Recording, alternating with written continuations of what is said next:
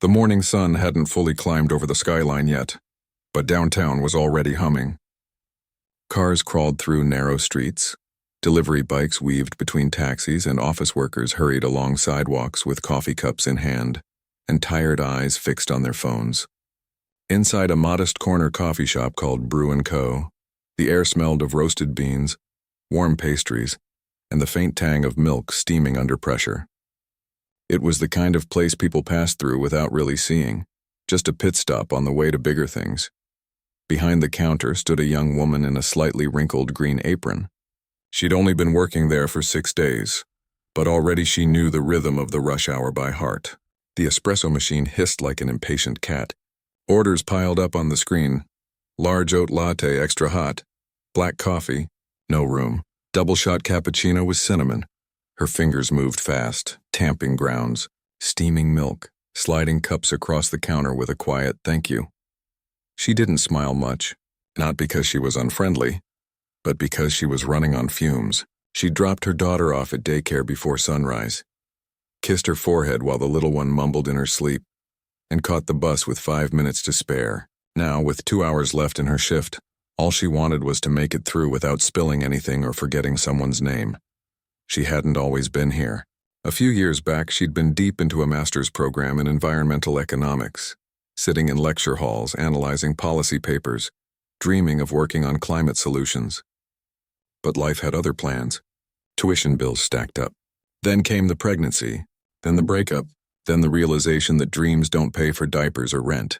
So she'd paused her studies, taken this job, and told herself it was temporary. Just until things settled. Just until she could catch her breath. Across the street, in a gleaming glass tower, a very different kind of morning was unfolding.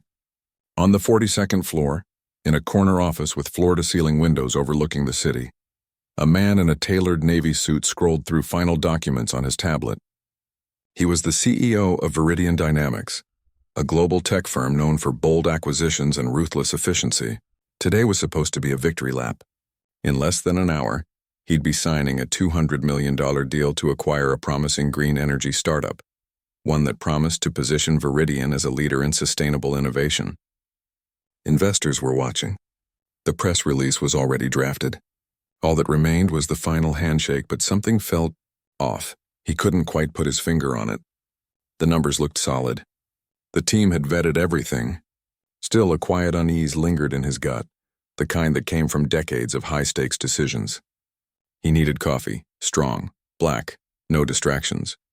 He grabbed his tablet, tucked it under his arm, and walked out of his office without saying a word. His assistant knew better than to follow. Down in the lobby, he bypassed the fancy in-house cafe and headed straight for Brew & Co., a habit he'd picked up years ago when he first started the company and couldn't afford anything fancier. Back then, he'd stood in this same line, counting coins in his pocket. Now he walked in like he owned the block, which in a way he did. The coffee shop buzzed with its usual chaos. Students, interns, delivery drivers, all crammed into a space that smelled like hope and burnt sugar. He stepped up to the counter just as the line thinned. The young woman looked up, eyes tired but alert. "Black coffee, large," he said, voice low and calm like someone used to being obeyed. She nodded, turned to the machine, and began preparing the order. He set his tablet down on the counter to pull out his wallet, careless, unthinking. The screen faced up, displaying a dense page labeled Appendix B, Environmental Compliance and Projections. She glanced at it while tamping coffee grounds. At first, it was just background noise, another customer's paperwork. But then a phrase caught her eye. Carbon offset verification via legacy forestry model, 2018 framework. Her hands froze for half a second. That framework had been officially retired 2 years ago. Regulators had flagged it for overestimating carbon sequestration. Any company still using it was either uninformed or trying to cut corners. She looked at the man, his expensive watch, his crisp shirt, the way he carried himself like the world bent around him. This wasn't just any customer. She'd seen his face on business news before. CEO of Viridian, billion-dollar deals, front-page headlines. Her heart thudded. She shouldn't say anything. It wasn't her place. She was a cashier. He was him. But the thought of that deal going through with faulty data, of a major corporation greenwashing its way into public trust using outdated, invalid metrics, made her stomach twist. She'd studied this stuff. She knew what it meant, and if no one else had caught it. Before she could stop herself, the word slipped out. That's the wrong plan. The moment the sentence left her lips, she regretted it. Her face flushed. She kept her eyes on the coffee machine, hands trembling slightly as she poured the dark brew into a cup. The man didn't move, didn't speak. The entire coffee shop seemed to hold its breath. Even the espresso machine went quiet for a beat. He slowly turned his head toward her. His expression wasn't angry exactly. More startled, like someone had tapped him on the shoulder in the middle of a dream. "What did you say?" he asked, voice quieter now. She swallowed, looked up, met his eyes. "That document," she said, nodding toward the tablet. "The environmental compliance section. It's using a forestry model that's no longer approved. The numbers don't hold up. If you sign that deal as is, you could be liable for false claims." Silence. A customer behind him shifted impatiently. Someone dropped a spoon. The barista at the next station paused mid-pour. He stared at her. Really looked at her not as a faceless employee, but as a person. He saw the dark circles under her eyes, the smudge of milk foam on her sleeve, the quiet intelligence in her gaze, and something in him shifted. "You're sure about this?" he asked. "I studied environmental economics," she said simply. "Not finished the degree, but yeah, I'm sure." He picked up his tablet, scanned the page again, then tapped a few keys. His brow furrowed. He didn't say thank you, didn't smile, but he gave a single, slow nod, like a man who'd just been handed a warning he didn't know he needed. He took his coffee, paid in cash, left without another word. She watched him go, heart still racing. Part of her expected security to show up 10 minutes later, accusing her of meddling. Another part hoped he'd just forget the whole thing. She went back to work, serving the next customer, wiping the counter, pretending her hands weren't shaking. But across the street, in that glass tower, the CEO didn't head straight to the boardroom. Instead, he walked into the office of his head of due diligence, tablet in hand. "Pull up the full environmental audit for the Horizon acquisition," he said, "and cross-check every compliance reference against current regulatory standards, especially anything tied to carbon offsets." His team exchanged confused glances but obeyed. Back at the coffee shop, the morning rush faded into the quiet lull of midday. She finally got a chance to sit for 2 minutes, sipping lukewarm water from a paper cup. She thought about her daughter, about the overdue textbook she'd been meaning to sell, about the loan payments piling up like unread emails. She didn't know it yet, but her life had just tilted on its axis, not because she'd spoken up, but because someone with power had actually listened. And sometimes, in a world that moves too fast to notice the people behind the counters, that's all it takes. One honest sentence, spoken at the right second, to change everything. The coffee shop door swung shut behind him, and for a moment, the young woman behind the counter thought that was it. Just another customer. Another forgotten interaction in a long line of them. She wiped down the espresso machine with a damp cloth, her fingers still tingling from the rush of speaking up. She told herself it didn't matter. He probably hadn't even heard her properly. Or if he did, he'd dismissed it as the rambling of some overworked barista with too much on her mind. She went back to refilling sugar dispensers, stacking cups, and reheating the oat milk that always seemed to run out at the worst possible time. But across the street, in the quiet hush of a high-rise office where silence cost thousands of dollars a minute, everything had changed. The man in the navy suit didn't go straight to the boardroom like he'd planned. Instead, he walked past the reception desk, ignored the polite "good morning, sir" from his assistant, and stepped into a small conference room on the 38th floor, the one his team used for last-minute fact checks. He placed his tablet on the table and called 2 people, the head of legal compliance and the lead analyst for the acquisition. Within 3 minutes, they were there, coffee in hand, expressions calm but alert. "I need you to look at Appendix B," he said without preamble. "Specifically, the carbon offset verification method." The analyst blinked. "We already cleared that section. Third-party audit came back clean." "Who did the audit?" he asked. "A firm out of Portland." "They've worked with us before."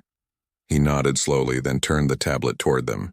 "A cashier at Brew & Kober just told me the forestry model cited here, the 2018 one, is outdated, that it's no longer recognized by federal regulators." The room went still. The legal head leaned forward. That's actually possible. There was a policy update last year. The 2018 framework got phased out because it overestimated carbon capture in managed forests. Most reputable firms switched to the 2022 standard. The analyst paled slightly. But our vendor used the old one in their report. We didn't catch it because we assumed their methodology was current. The CEO didn't raise his voice. He didn't slam his fist on the table. He just stood there quiet, staring out the window at the city below.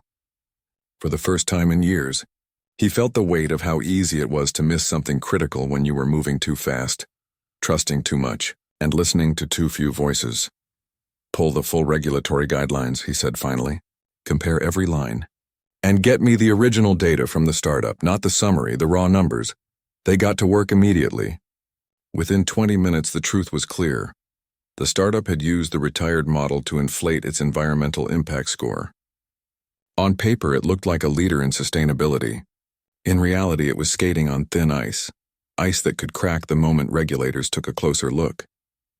If Viridian finalized the deal now, they'd inherit not just the company, but the liability. And in today's climate, where ESG, environmental, social, governance claims were under intense public and legal scrutiny, that could mean fines, lawsuits, and a massive hit to their reputation.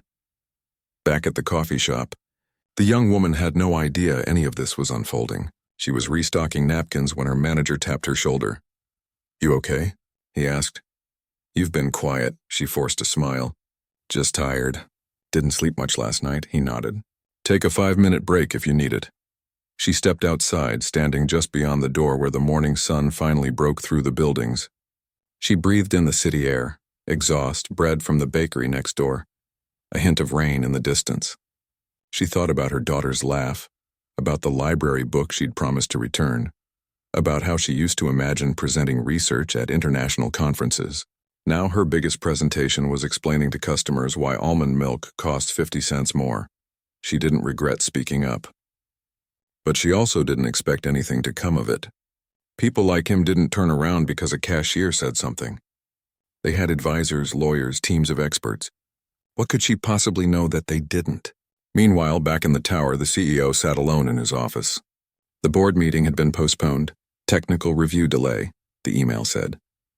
He stared at the tablet again, at the words, Legacy Forestry Model, 2018 Framework, glowing on the screen. He thought about the woman's voice, steady, not nervous, not trying to impress, just stating a fact. Like she'd seen it 100 times before, and maybe she had. Maybe she'd read the reports, studied the policies, stayed up late trying to understand how the world really worked while everyone else assumed she was just filling cups. He picked up his phone, dialed his assistant.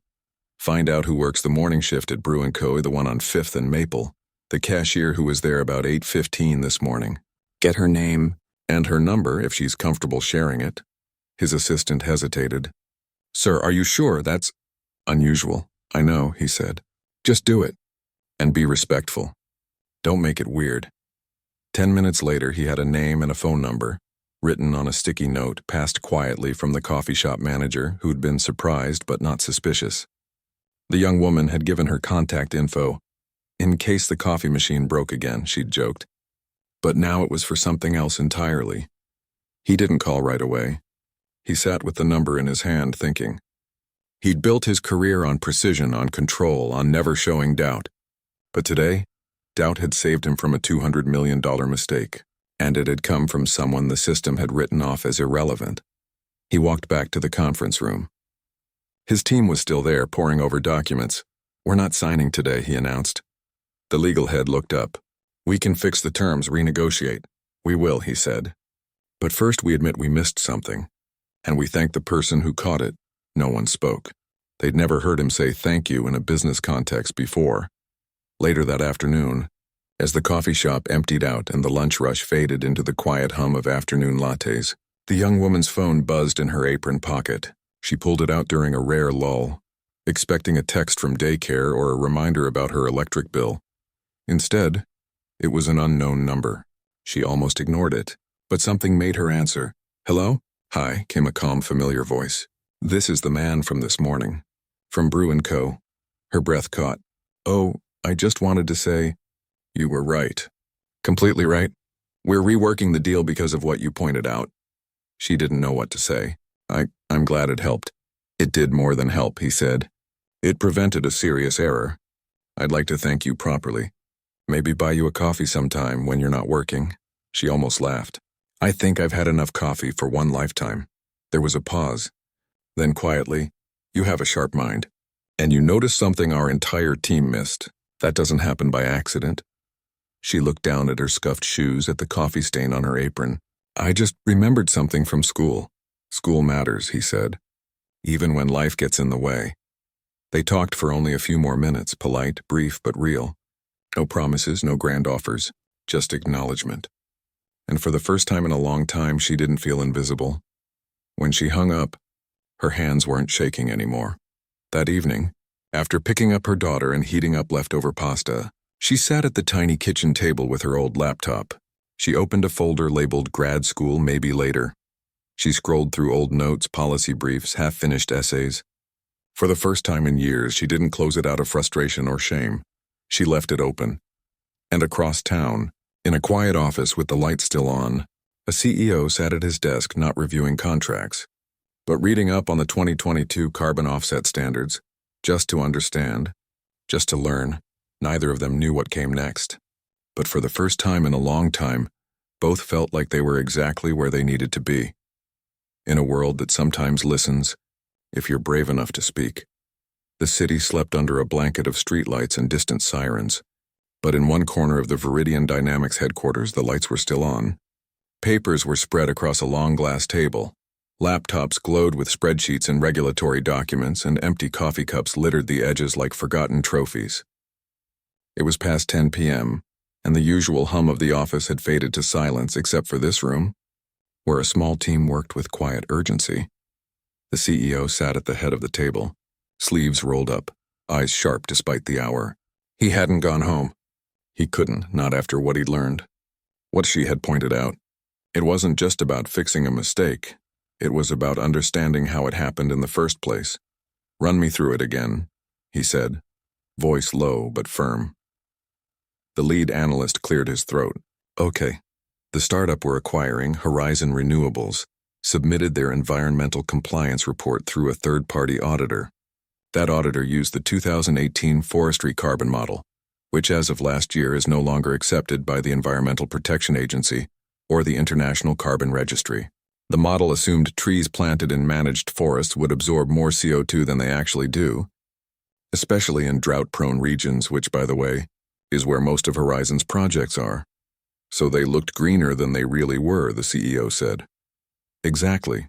On paper, they offset 120,000 tons of carbon annually. With the updated model, closer to 68,000. Less than 60% of what they claimed. He leaned back, rubbing his temples. And our due diligence team didn't catch this? We trusted the auditor's stamp, the legal head admitted, shame creeping into her voice. We didn't re-verify the methodology. We assumed it was current because the report was dated last month.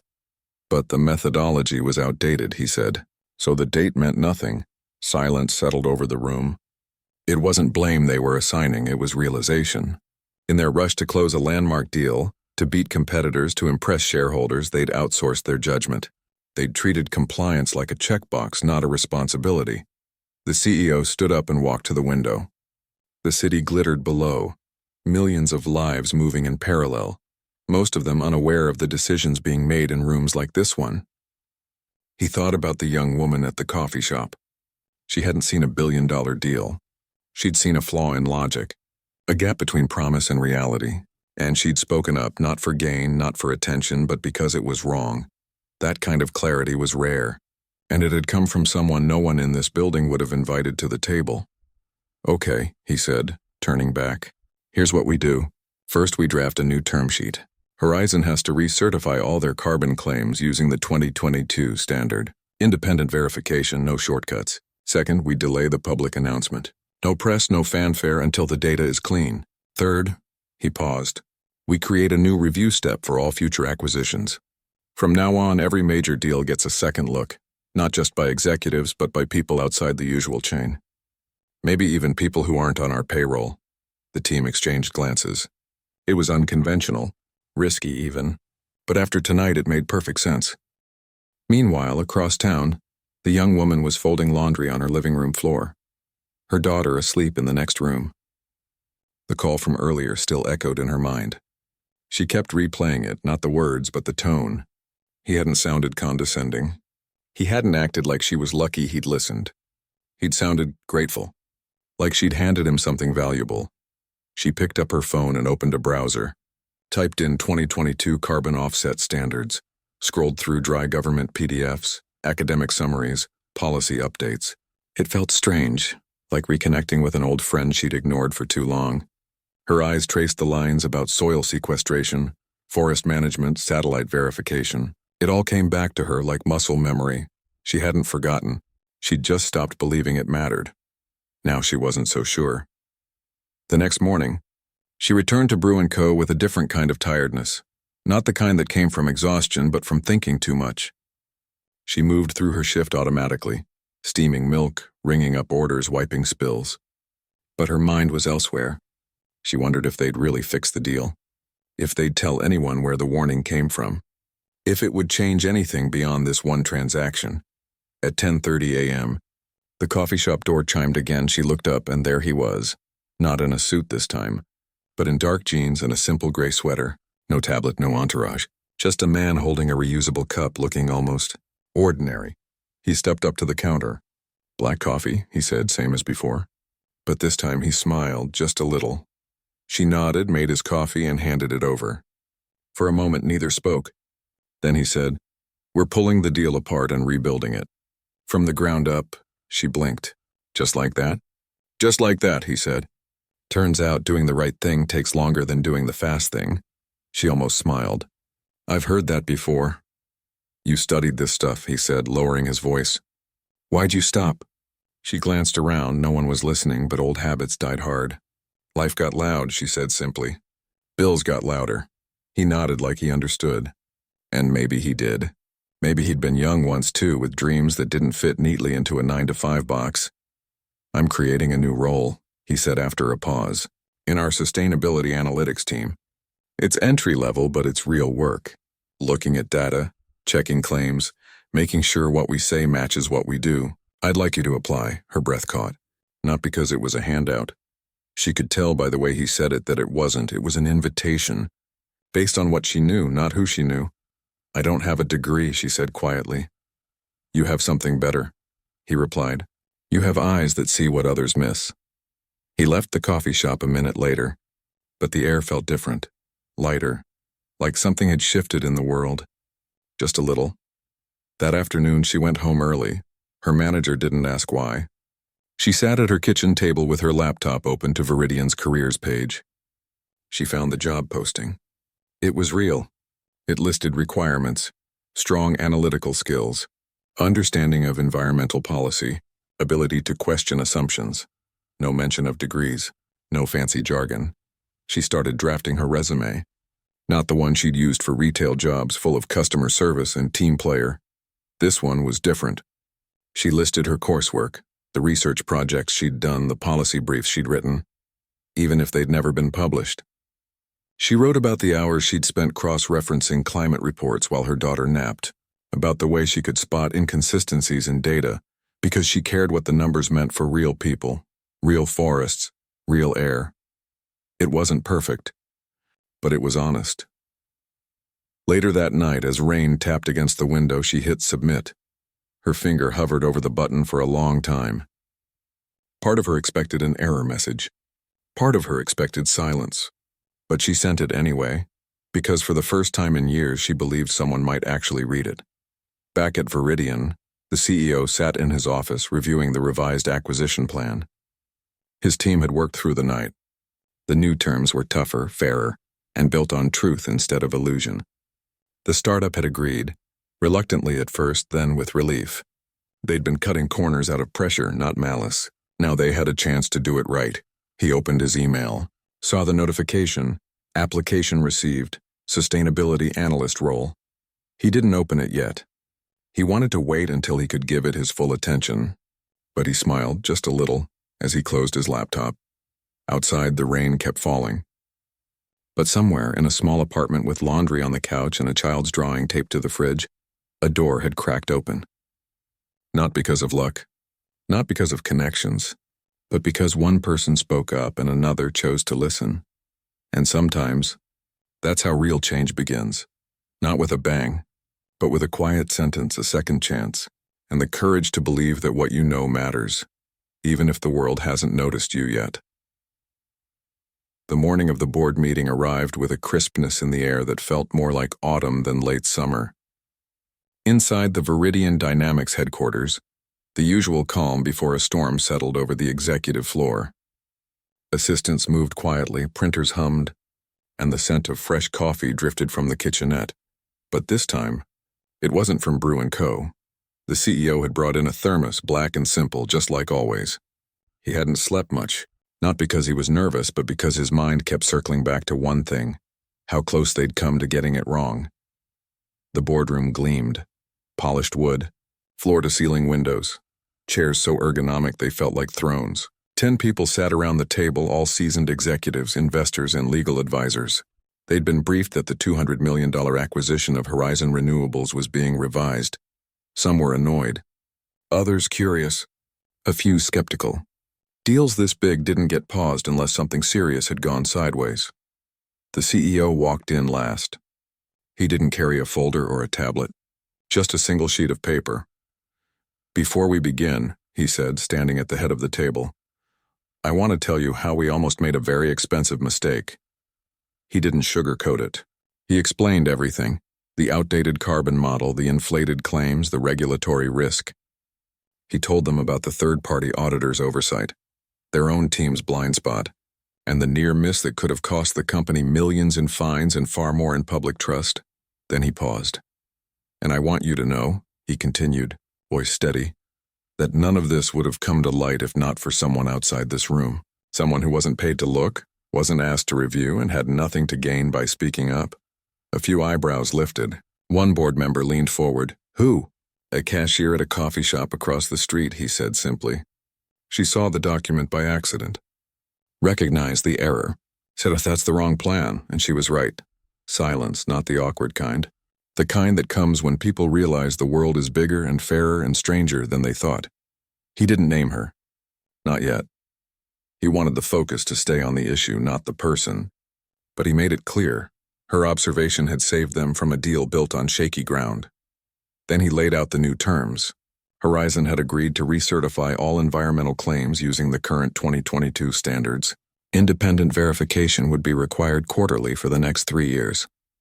Penalties for misrepresentation were now built into the contract. And Viridian would publicly disclose the full methodology behind any sustainability claims tied to the acquisition. No more vague promises. No more greenwashing. One investor, known for pushing aggressive timelines, frowned. "This delays our ESG reporting by at least 6 weeks. Shareholders won't like that." "Maybe not," the CEO said, "but they'll like a lawsuit even less. And they'll like losing public trust even less than that. Doing this right isn't a delay, it's insurance." The room shifted. Arguments softened. Questions turned from "why are we slowing down?" to "how do we make sure this never happens again?" By the end of the meeting, the revised deal was approved unanimously, not with cheers but with quiet respect, the kind that comes when people choose integrity over speed. Later that afternoon, the CEO walked back to Brew & Co. He didn't go inside right away. He stood across the street for a moment, watching through the window. She was behind the counter, laughing with a regular customer, her hands moving with the easy rhythm of someone who knew their craft. She looked tired, yes, but also present. Alive in her work, even if it wasn't the work she'd once dreamed of. He stepped inside. The bell above the door jingled. She looked up. Recognition flickered in her eyes, but she didn't stop what she was doing.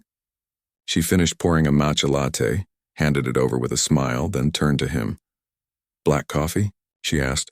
"No," he said. "Actually, I came to talk." She glanced at her manager, who gave a small nod. She wiped her hands on her apron and stepped out from behind the counter, joining him at a small table near the window. "I submitted the application," she said before he could speak. "I know," he replied. "I read it last night." She waited. "It was honest," he said. "Clear." You didn't try to sound like someone you're not. You wrote about why the numbers matter, not just what they are. That's rare. She looked down at her hands. I just wrote what I knew. That's enough, he said. More than enough. He leaned forward slightly. We'd like you to come in for an interview. Not as a formality. As a real conversation. We want to hear how you'd approach our sustainability reporting, how you'd check our work, how you'd keep us honest. She swallowed. I've never done an interview like that. You'll do fine, he said. And if it helps, imagine you're telling me why the plan is wrong. Because sometimes that's the most important part of the job. She smiled then, a real one, small but bright. The interview happened 2 days later. Not in a stiff conference room, but in a quiet corner of Viridian's innovation lab, surrounded by whiteboards covered in sketches of solar grids and battery designs. 2 people from the sustainability team joined the CEO. They didn't ask about her degree. They asked about her thinking. What would you do if you saw a report that looked too good to be true? One asked. I'd check the source, she said. Then the methodology. Then who verified it. And if it still didn't add up, I'd say something, even if it made people uncomfortable. The CEO nodded. He remembered those words. They offered her the job that same afternoon. Not because she was a feel-good story. Not because they wanted a token hire. But because she saw what others missed and had the courage to name it, she accepted. Not with fanfare, but with quiet determination. She gave her 2 weeks' notice at the coffee shop. Her manager hugged her. The regulars wrote notes on napkins. You deserve this. Don't forget us. We'll miss your oat milk foam art. On her last day, she stood behind the counter one final time, looking out at the street where everything had changed. She thought about how easy it would have been to stay silent that morning. How no one would have blamed her. How most people wouldn't have even noticed the error. But she had, and someone had listened. Now she was walking into a world she'd once only read about in textbooks, a world of data, policy, and real influence. But she wasn't leaving her old self behind. She was bringing it with her. The patience of someone who'd waited tables, the care of a parent who knew what it meant to protect the future, and the clarity of someone who'd learned to see through the noise. Back at Viridian, the CEO sent a company-wide email, not about the deal, but about a new practice.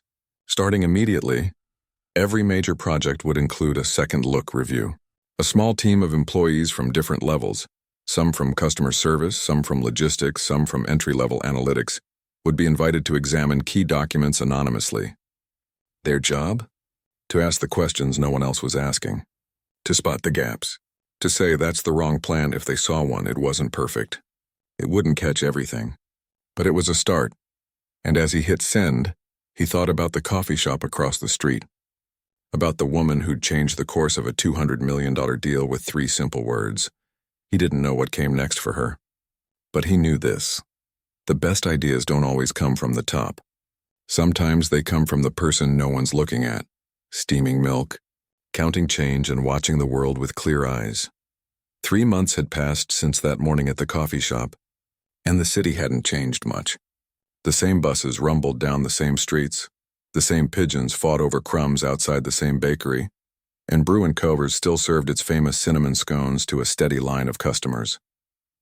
But for one person, everything was different. She walked into the Viridian Dynamics building now not as a visitor, but with an ID badge clipped to her jacket, a laptop in her bag, and a quiet sense of belonging she hadn't felt in years.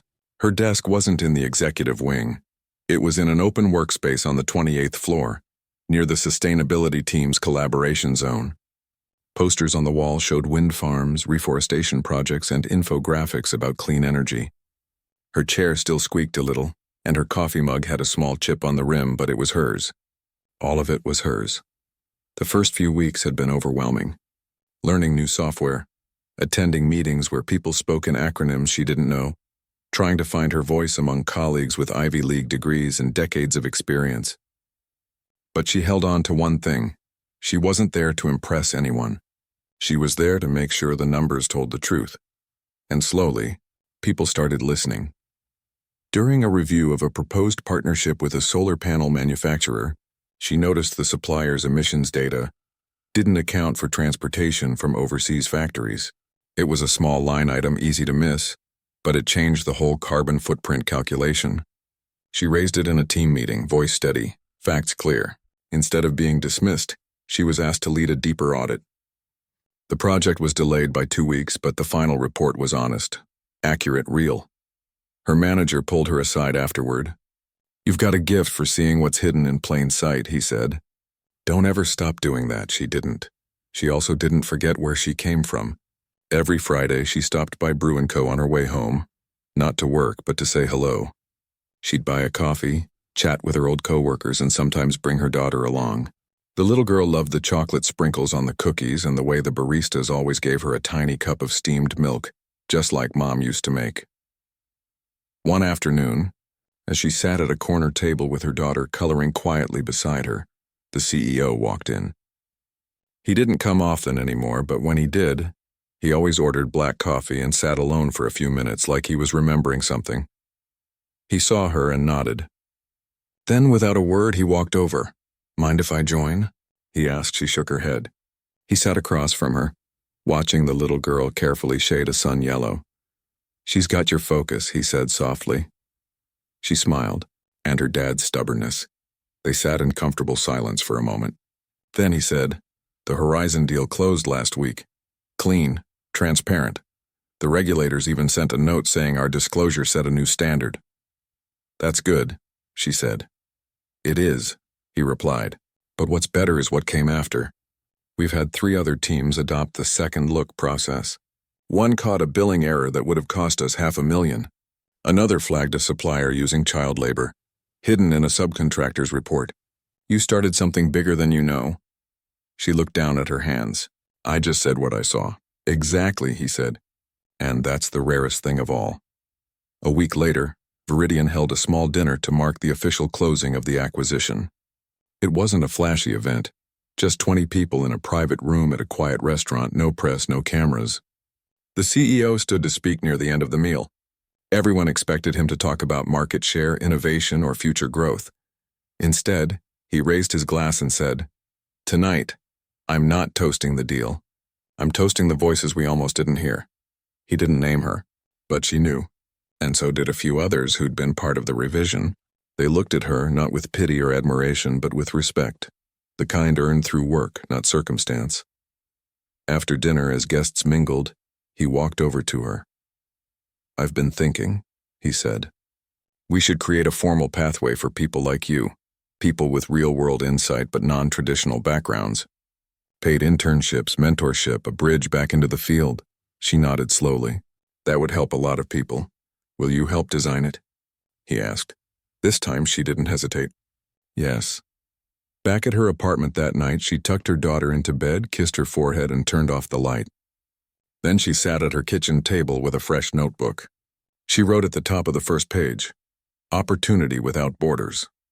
Underneath, she began listing ideas: flexible hours for parents, skills-based assessments instead of degree requirements, partnerships with community colleges. It wasn't just a job anymore. It was a mission. Meanwhile, across town, the CEO sat in his office late again, but this time he wasn't reviewing contracts. He was reading a draft of the new hiring policy she'd helped write. He smiled at one line. "We don't need perfect resumes. We need honest eyes." He thought about how easy it would have been to ignore her that morning, to assume she didn't know what she was talking about, to protect his ego instead of listening to the truth, but he hadn't. And because of that, a $200 million deal had been saved, not just financially, but morally. And a woman who'd been pouring coffee to make ends meet was now helping shape the future of a global company. Life didn't always give second chances, but sometimes if you paid attention, it gave you a moment, a single, fragile second where everything could change. For her, it had been behind a coffee counter, heart pounding, saying 3 words that shouldn't have mattered but did. For him, it had been choosing to listen when no one expected him to. And for the company, it had been learning that the best ideas don't always come from the top floor. Sometimes they come from the ground up, from people who've lived enough to know the difference between what looks right and what actually is. Now, as autumn settled into the city and leaves began to turn gold on the trees outside her window, she walked into work each morning not as an imposter, but as someone who belonged. She still made mistakes. She still asked questions. But she never stopped speaking up when something felt off. Because she'd learned the most important lesson of all. Your voice matters, not because of your title, your degree, or your past, but because you care enough to use it. And in a world that often moves too fast to notice the quiet ones, that's the kind of courage that changes everything.